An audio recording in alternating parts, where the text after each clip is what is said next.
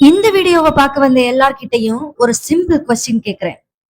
கடன் இல்லாம வாழ்க்கையை நடத்த முடியுமா? சேலரி வந்துருச்சுன்னு சந்தோஷப்படுறதுக்கு முன்னாடியே EMI message, credit card, loan மனசு சுமையாக்குது இல்லையா? நிறைய பேருக்கு கடன் வாங்குறது ஈஸி, ஆனா அதுல இருந்து வெளியே வர்றதுதான் ரொம்ப கஷ்டம். அதுக்கு சொல்யூஷன் தான் இந்த வீடியோ. கடன் வராம இருக்க என்ன செய்யணும் அப்படின்னு பிராக்டிக்கலா ரியல் லைஃபுக்கு யூஸ்ஃபுல்லா பேச போறேன். இந்த வீடியோவை கடைசி வரைக்கும் பாருங்க, ஏன்னா லாஸ்ட்ல முக்கியமான மைண்ட் செட் டிப்ஸ் சொல்ல போறேன். வணக்கம் and welcome to stories Galaxy. நான் உங்கள் நபி. ஃபர்ஸ்ட் நம்ம தெரிஞ்சுக்க வேண்டியது கடன் ஏன் வருது. முதல்ல ஒரு விஷயம் புரிஞ்சுக்கணும். கடன் வர்றதுக்கு காரணம் நம்ம வருமானம் குறைவுன்றது மட்டும் இல்ல. திட்டமிடாத செலவு, உடனடி ஆசை, பின்னாடி பாத்துக்கலாங்கிற பழக்கம்.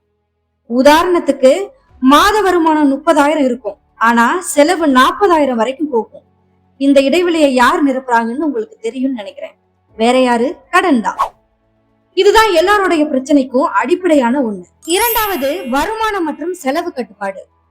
கடன் வராம இருக்க ரொம்ப முக்கியமான ஒரு ரூல் இதுதான். நீங்க சம்பாதிக்கிறத விட குறைவா செலவு பண்ணணும். மாதம் எவ்வளவு வருது, எதுக்கு எவ்வளவு செலவாகுது, இதெல்லாம் மனசுல மட்டும் ஞாபகம் வச்சுக்காதீங்க. ஒரு நோட் அதுக்குன்னு தனியா எடுத்து எழுதி வச்சுக்கோங்க. ஒரு மாதம் செஞ்சு பாருங்க, அப்புறம் நீங்களே ஆச்சரியப்படுவீங்க, இவ்வளவு தேவையில்லாத செலவு பண்ணிருக்கேன்னு. மூன்றாவது, தேவை மற்றும் ஆசை. இத புரிஞ்சுக்கிட்டா 50% கடனே வராது. இந்த கேள்விய ஏதாவது நீங்க வாங்குறதுக்கு முன்னாடி உங்களை நீங்களே கேட்டுக்கணும். இது உண்மையிலே எனக்கு தேவையா, இல்ல என்னோட ஆசையான்னு. ஆஃபர், தள்ளுபடி, தவணை இதெல்லாம் உங்களுடைய ஆசைகளை தூண்டுற வார்த்தைகள்னு சொல்லலாம். ஆனா இதோட அர்த்தம் இதுதான். இப்ப வாங்கலைன்னா அப்புறம் கிடைக்காது அப்படின்னு சொல்லுவாங்க. ஆனா உண்மையிலே அது சுத்த போய். பணம் இப்ப தேவையில்லை, பின்னாடி பாத்துக்கலாம் அப்படின்னு சொல்லுவாங்க. ஆனா அதுவும் போய். ஆனா உண்மை என்னன்னா, நம்ம பணத்தையும் நிம்மதியையும் மெல்ல மெல்ல இழுக்கிற வலைதான் இது. ஆசையை கட்டுப்படுத்தலாம் மட்டும்தான், கடன் நம்மை கட்டுப்படுத்தாது. தேவையானதுன்னு பார்த்தா உணவு, வீடு, குழந்தைங்க படிப்பு, மருத்துவ செலவு இதெல்லாம் தான் முக்கிய தேவை. நான்காவது, சேமிப்பு. இதுதான் ரொம்ப முக்கியம். சேமிப்பு அப்படின்னா கையில பிடிச்சிருக்க குடை மாதிரி. நமக்கு மழை வரும்னு தெரியாது, ஆனா மழை வர்ற நேரத்துல அந்த கொடையை எடுத்து நம்ம நனைஞ்சிட்டாம பிடிச்சுக்குவோம் இல்லையா? அதே மாதிரிதான் எதிர்பார்க்காத நேரத்துல நம்ம தனியா வச்சிருக்க பணம் தான் குடைன்னு சொல்றேன். உங்களுக்கு புரியும்னு நம்புறேன்.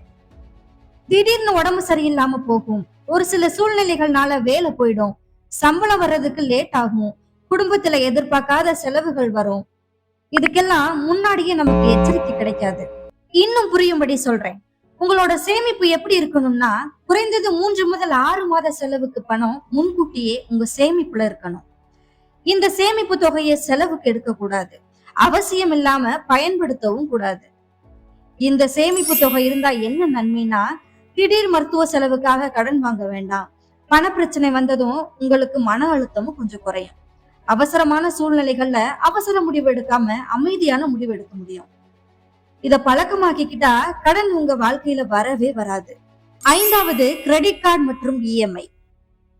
கிரெடிட் கார்டு யூஸ் பண்றது தப்பு இல்ல, ஆனா கட்டுப்பாடு இல்லாம பயன்படுத்துறது தான் பிரச்சனை. அதனால கட்டுப்பாடோட பயன்படுத்துங்க. தவணை எடுக்கிறது தப்பு கிடையாது, ஆனா ஒரே நேரத்துல பல தவணைகள் எடுத்துக்கிட்டா உங்களுக்கு தான் மாதம் மாதம் மன அழுத்தம்.